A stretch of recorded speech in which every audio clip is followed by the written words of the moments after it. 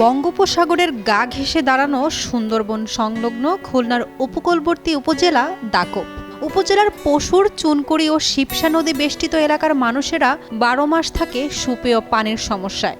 এলাকার কোনো কোনো পরিবারের জন্য 1 কলস বিশুদ্ধ পানি সংগ্রহে পাড়ি দিতে হয় 2 কিলোমিটার পথ। খুব সমস্যা।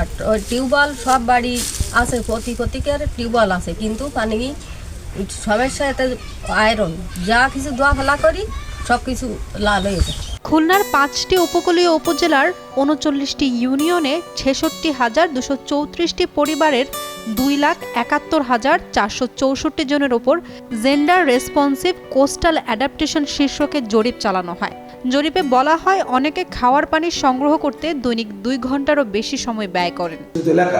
এই এলাকাকে বিবেচনায় নিয়ে উচিতভাবে সরকারের একটা মধ্যমেয়াদী, দীর্ঘমেয়াদী এবং স্বল্পমেয়াদী পরিকল্পনা গ্রহণ করে সেটার মধ্য দিয়ে যাতে করে মিষ্টি পানির আধার তৈরি করা এবং সেটা এলাকার মানুষকে দিয়েই সংরক্ষণ করানো, মনিটরিং করা এবং সেটার মাধ্যমে এই সুপেয় পানির যে সংকট, সেই সংকটকে মোচনের লক্ষ্যে একটা সুপরিকল্পিত পরিকল্পনা প্রণয়ন করা। ওই প্রকল্পটার নাম উপকূলীয় জেলাসমূহে বৃষ্টির পানি সংরক্ষণের মাধ্যমে নিরাপদ পানি সরবরাহ।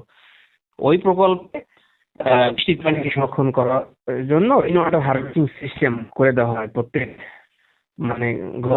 হাউস হোল্ড লেভেলে। তো এটা কি খুলনা জেলায় 40,000 বরাদ্দ আছে। এটা 4 ধাপে হয়েছে বিগত অর্থ বছরগুলোতে। কখনো কখনো গভীর নলকূপ বা পুকুর থেকে পানি আনতে স্থানীয়দের 1 কিলোমিটারেরও বেশি পথ হাঁটতে হয়। 63% মানুষ সে পানি পেতে নানা প্রতিবন্ধকতার সম্মুখীন হন, কারণ তাদের খাওয়ার পানির অন্য কোনো উৎস নেই। খুলনা থেকে এম সাইফুল ইসলামের পাঠানো তথ্যচিত্রে ডেস্ক রিপোর্ট, কালের কণ্ঠ।